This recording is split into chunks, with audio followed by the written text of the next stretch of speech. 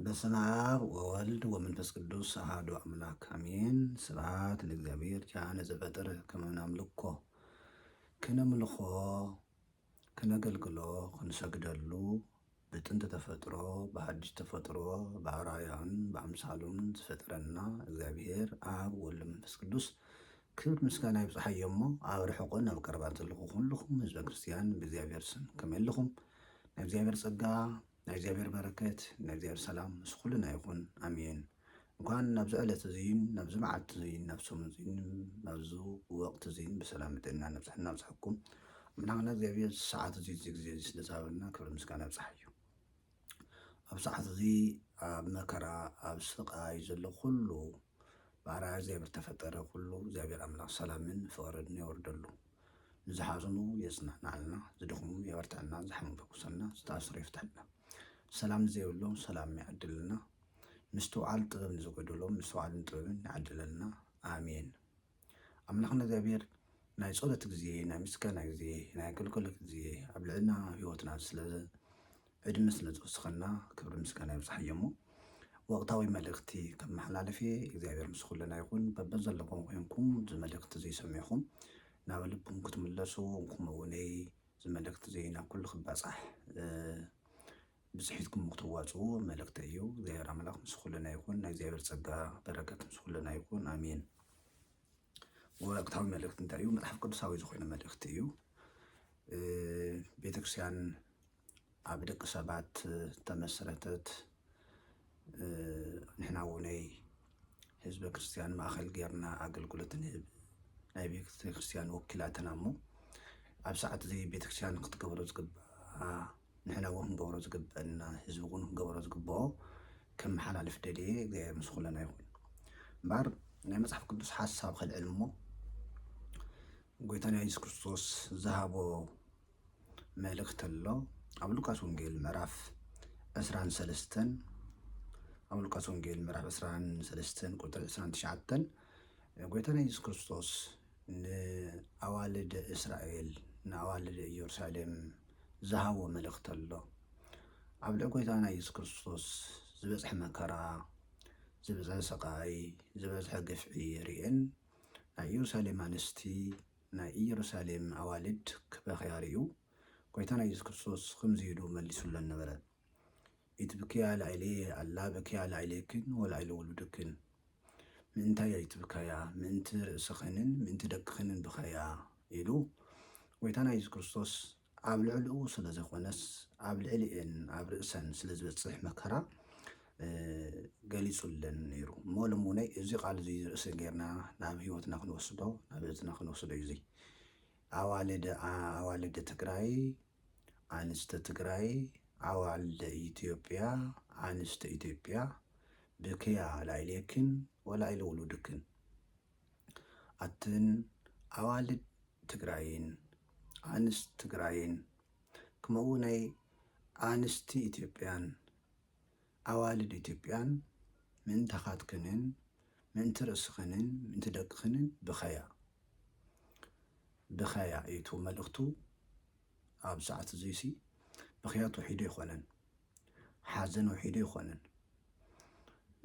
ጓሂ ውሒዱ ይኾነን፣ ደግሞ መንፈሳዊ ጓሂ መንፈሳዊ ሓዘን ንስሓ ዘለዎ ሓዘን ንስሓ ዘለዎ ብኽያት ክንበኪ እዩ መልእኽቱ እምበር ብኽያት ስለ ዘየለ ይኾነን ብኸዩ ዝብል ዘሎ መጽሓፍ ቅዱስ።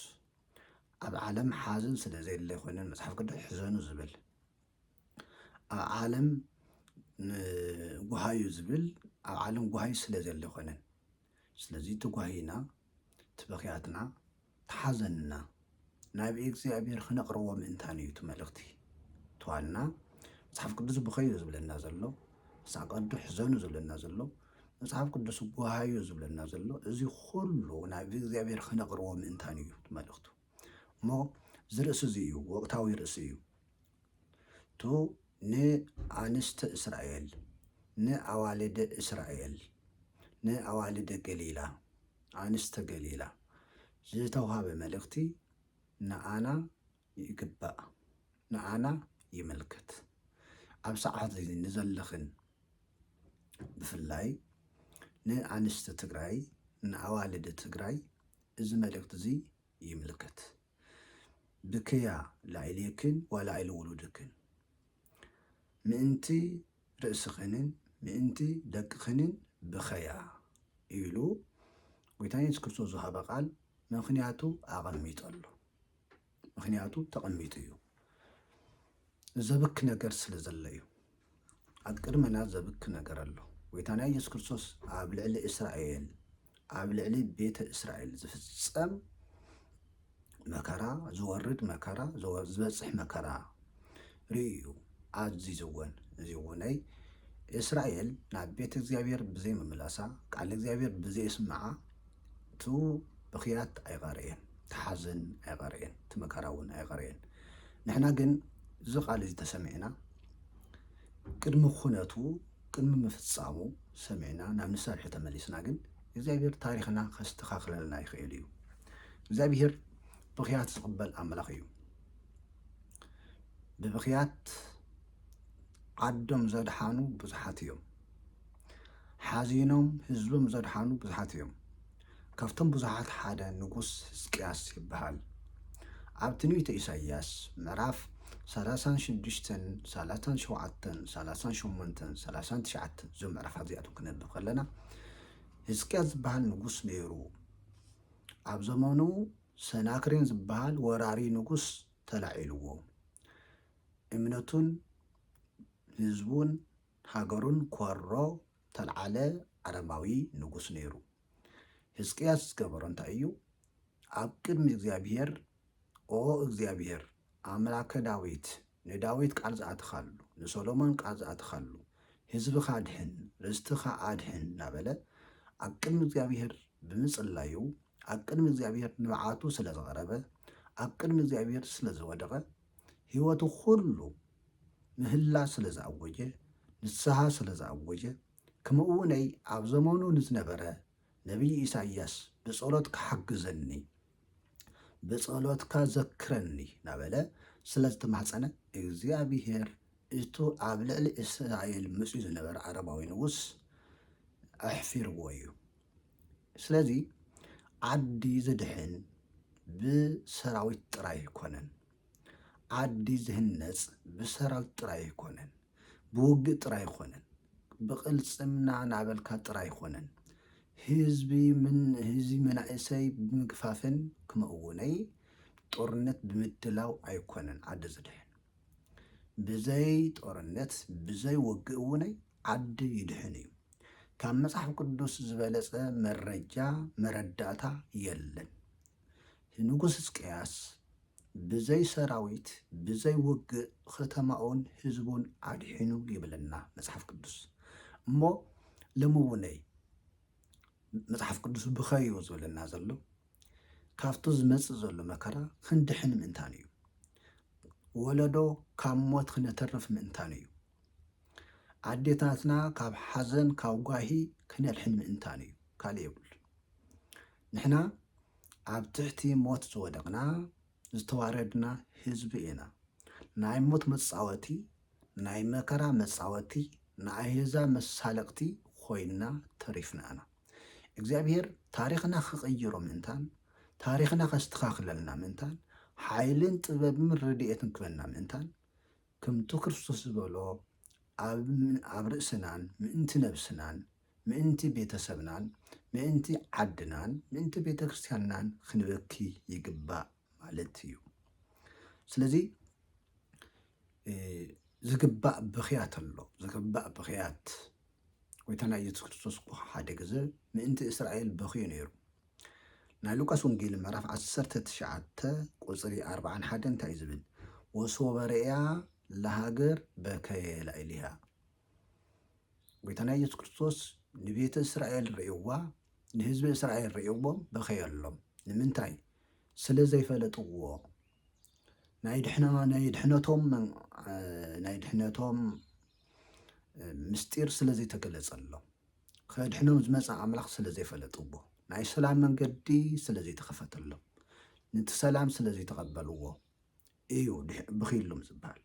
ንዚኡ እውነይ ቅዱስ ያዕቆብ እውነይ ብኸዩ ጓሃዩ ይብለና ሕዘኑ ቅዱስ ያዕቆብ ኣብ መልእክቱ ምዕራፍ 4 ቁፅሪ 8 ኣቶም ሓጣኣን ሕዘኑን ጓሃዩን ብኸዩን ይብለና። ኣቶም ኣእዳውኩም ኣጽርዩ ይለን። ኣእዳውኩም ብደም ዝጠልቀየ ኣእዳውኩም መጽርዩ፣ ናብ እግዚኣብሔር ተመለሱ፣ ክልተ ልብኹም ዘለው ሰብስቡ፣ ሕዘኑን ጓሃዩን ብኸዩን ይብለና። እዚ እንታይ እዩ? ኣብ ቅድሚ እግዚኣብሔር ናብ እግዚኣብሔር ክንቀርብ ምእንታይ እዩ? ቀሪብና እግዚኣብሔር ጸሎትና ምእንታይ ክቅበለልና እዩ? እንታይ ዘብከሎ እንታይ ሞ ዘይብክኸሎ ዘዘመና ንብኸየሉ ምክንያት እንታይ ኣሎ? ንብኸየሉ ምክንያት የለን ኣሎ እምበር ቁፅር ኣለዎ ድዩ? ዘሕዝን ነገር ኣሎ እወ ኣሎ። ዘጉህ ነገር ኣሎ እወ ኣሎ። ተንቲንካ ይውዳእን ዘርዚርካ ይውዳእን ትዘሕዝን ትዘብኪ ዘርዚርካ ይውዳእን። ካብቲ ብዙሕ ተወሰነ ሓሳብ ክልዕል ለምሳሌ ከብኬና ዝኽእል እንታይ ኣሎ? መጽሓፍ ቅዱሳዊ ዝኾነ ቃል ኣብ ህይወትና መጽሓፍ ቅዱስ ሓደጋ ኮይኑ መቕሰፍቲ ኮይኑ ተቐመጠ ቃል ኣብ ህይወትና ኣብ ህዝብና ኣብ ዓድና ክፍጸም ከሎ የብኪ። እቶም መጽሓፍ ቅዱስ ተጻሓፈ ተቐመጠ ቃል ሰባት ኣንቢቦም ክጥቀመሉ ክጥንቀቕሉ ይኽእል የብሉን። ካብ መጽሓፍ ቅዱስ ወፃኢ ኣብ መጽሓፍ ቅዱስ ዘየለ ካሊእ ክስተት የለን። ካብ ዓለም ዝፍጸም ዘሎ ብምሉእ ኣብ መጽሓፍ ቅዱስ ተቐመጠ ክስተታት እዩ። ሰላም ይኹን ኩናት፣ ጽጋብ ይኹን ረሃብ፣ ዝኾነ ይኹን ኣብ መጽሓፍ ቅዱስ ተቐመጠ እዩ። ከምቲ ቅዱስ ሶሎሞን ዝበለና ኣብ ትሕቲ ፀሓይ ሓድሽ ነገር የለን ከም ዝበለና ሓድሽ ነገር የለን። ዓለም ትናይ ቅድም ናደጋገመት እያ ትነብር። ምንታይ ናይ እግዚኣብሔር ቃል ብዘይ ምስማዓ ማለት እዩ። ቃል እግዚኣብሔር ነንቦን ንሰምዖን ክንጥንቀቐሉ እዩ። ስለዚ መጽሓፍ ቅዱስ ተይብለና ኩላ ንስንሳታ እትፈላለ መንግስቲ ክትጠፍእ እያ ይብለና። ኣብ ማቴዎስ ወንጌል ምዕራፍ 12 ቁፅሪ 25 ኩላ ንስንሳታ እትፈላለ መንግስቲ ክትጠፍእ እያ እሞ ንስንሳታ እትፈላለ መንግስቲ ትጠፍእ ኮይና ቅድሚ ምጥፋኣ ክንበኸልና ይግባእ። ንስንሳቱ ዝፈላለ ህዝቢ ተልዩ፣ ንስንሳቱ ዝፈላለ ቤተሰብ ተልዩ ክንበኽየሉ ይግባእ።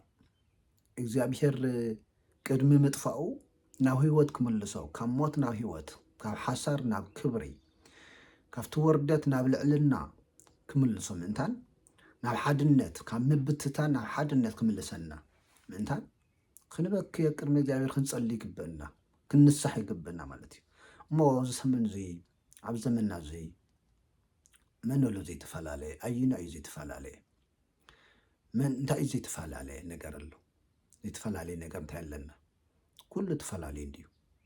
ስለዚ ምፍላይ ተልዩ ምጥፍፋ ኣሎ፣ ምክፍፋል ተልዩ ምጥፍፋ ኣሎ፣ ምጥፍፋ ኣሎ። እዚ ክነስተውዕለሉ ይግባእ። ናይ እግዚኣብሔር ቃል ኣብ ህይወትናን ኣብ ዓድናን ኣብ ቤተሰብናን ከይፍጸም ክንጽልየሉ ይግባእ ማለት እዩ። ካሊእ እንታይ ኣሎ? መጽሓፍ ቅዱስ ሓው ንሓው ኣቦ ንውሉዱ ንሞት ኣሕሊፉ ክህብ እዩ፣ ውሉድ እውን ኣብ ልዕሊ ወለዶም ክለዓሉ ቀትልዎም እውን እዮም። ነዚ የብክን ሓው ንሓው ኣቦ ንውሉዱ ንሞት ኣሕሊፉ ክህብ እዩ ይብለና መጽሓፍ ቅዱስ ኣብ ማቴዎስ ወንጌል ምዕራፍ 10 ቁፅሪ 21 ሓው ንሓው ኣቦ ንውሉዱ ንሞት ኣሕሊፉ ክህብ እዩ። እዚ ጎይታና ኢየሱስ ክርስቶስ ዘምሃረ ቃል በብዘመኑ እዩ ዝፍጸም። ኣብ ሓደ ከባቢ ኣብ ሓደ ዘመን ተፈጺሙ ዝዓርፈ ኣይኮነን። ሰባት ድሕሪ ዘይተጠንቂቖም ናይ እግዚኣብሔር ቃል ሰሚዖም ካብቲ ዝመፅእ መከራ ከምልእቱ ተዘይኽኢሎም እዚ መቕሰፍቲ እዚ፣ እዚ መርገም እዚ፣ እዚ ክስተት እዚ፣ እዚ መዓት እዚ ክፍጸም ይኽእል እዩ። ስለዚ ኣትን ኣዋልድ ትግራይን ኣንስት ትግራይን ብኸያ ንምንታይ ሓው ንሓው ኣቦ ንውሉዱ ንሞት ኣሕሊፉ ክህብ ከሎ ካብዚ ዛዕቢ እንታይ ኣሎ? ካብዚ ዓቢ እንተዘይብክሎ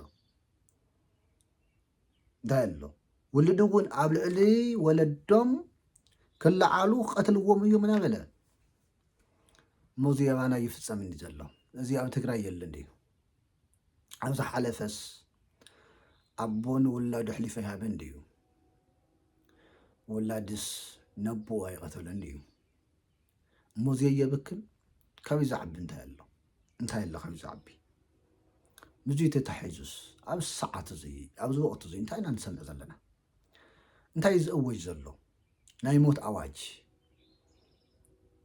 ናይ መከራ ኣዋጅ ናይ መዓት ኣዋጅ ክእወጅ ከሎ እዝና እንታይ ይሰምዕ ኣሎ ካብዚ ዓቢ ዘብክ ነገር ኣሎ እንታይ እዩ ዝበሃል ዘሎ እስቲ ሞት ንእስናስ መስዋዕቲ ንእስናስ መከራ ንእስናስ ከም በረከት ኮይኑ ዘየጋደለ ከጋደለ ኣለዎ ዘይሞተ ክመውት ኣለዎ ዘይሓዘነ ክሓዝን ኣለዎ ተባሂሉ ብድፍረት ክዝረብ ከሎ ካብዚ ዝዓቢ መዓት የለን ካብዚ ዝዓቢ መቕሰፍቲ የለን ብኣፍካ ሞት ምፅዋዕ ብኣፍካ ሞት መከራ ስቃይ ሞት ስቃይ ውርደት ሓሳር መከራ ንህዝብኻ